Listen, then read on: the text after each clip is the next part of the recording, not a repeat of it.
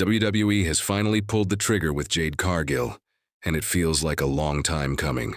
After months of frustration, repeated losses, and questionable booking decisions, the company finally gave Jade the spotlight and character shift she desperately needed.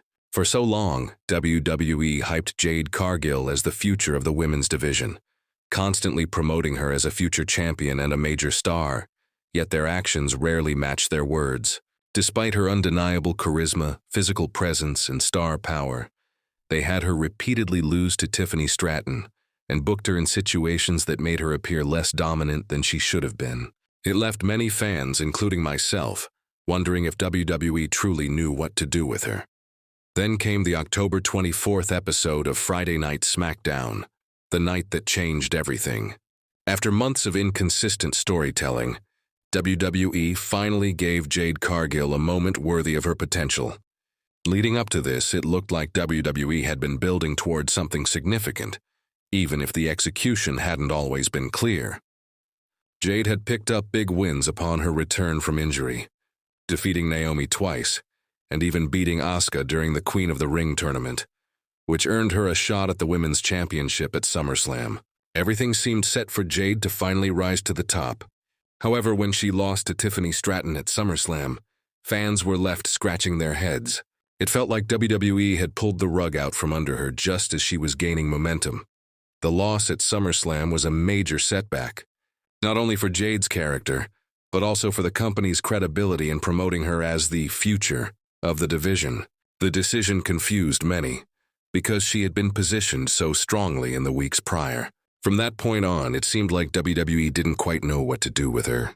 Despite having the tools to become a breakout star, she was left in limbo, with her booking direction unclear. Fast forward to October 24th, and WWE finally made the right move. On that SmackDown, Tiffany Stratton was being attacked by the United States Women's Champion, Julia and Kiana James. The beatdown seemed brutal, and it looked like Tiffany had no one coming to her aid. Until Jade Cargill appeared. The crowd erupted when Jade's music hit. At first, everyone thought this was going to be a classic babyface moment. A situation where Jade would come to the ring, make the save, and stand tall alongside Tiffany Stratton as mutual respect was shown between the two. After all, they'd had a competitive rivalry built on tension and grudging respect. Despite their past, Jade had always shown that she respected Tiffany as a competitor. So, when Jade ran down to the ring and made the save, fans assumed this was a sign of unity, two top babyfaces working together to fend off the heels. Tiffany got to her feet and Jade lifted her arm, signaling a show of sportsmanship. But then, in a shocking twist, Jade Cargill turned on Tiffany Stratton. Out of nowhere, she blasted Tiffany with a thunderous clothesline that left the audience in complete disbelief. She didn't stop there. Jade followed up with a vicious assault, stomping Tiffany's leg into the steel steps in one of the most brutal and memorable heel turns in recent WWE history.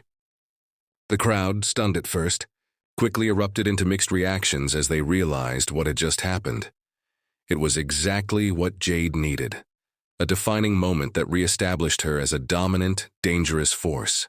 The attack was perfectly executed, and it instantly made her the most talked-about star of the night.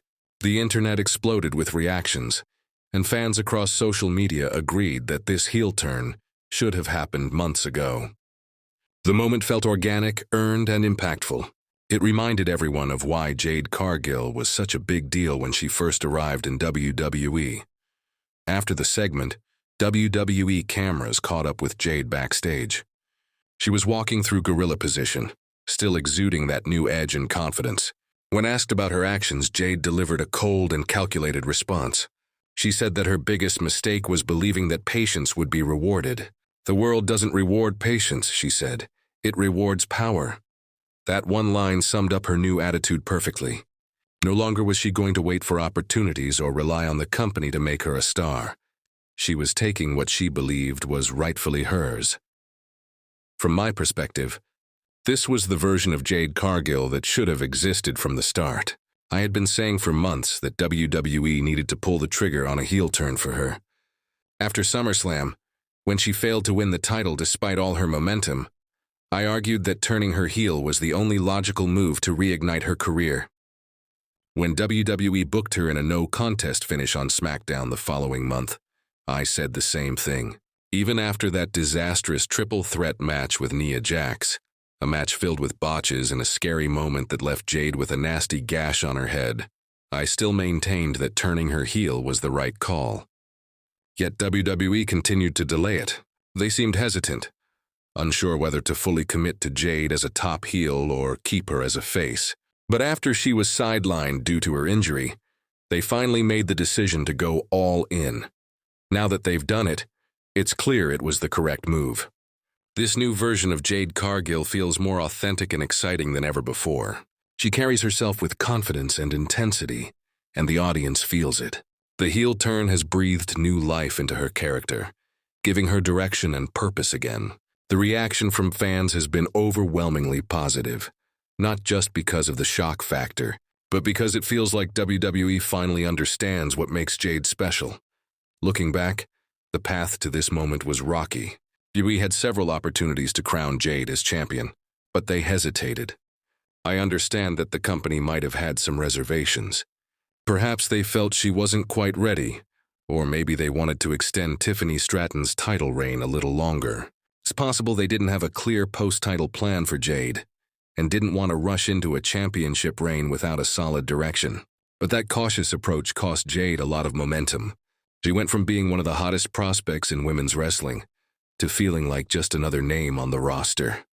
This heel turn fixes that. It immediately puts her back in the conversation as a top player. The way she carried out the attack, calculated, ruthless, and confident, showed that WWE is positioning her as a serious threat. It wasn't just a random turn. It was a statement. By taking out Tiffany Stratton, the top babyface champion, Jade positioned herself as the new apex predator of the division. She's no longer the one chasing respect or validation. She's the one demanding it, through domination and intimidation.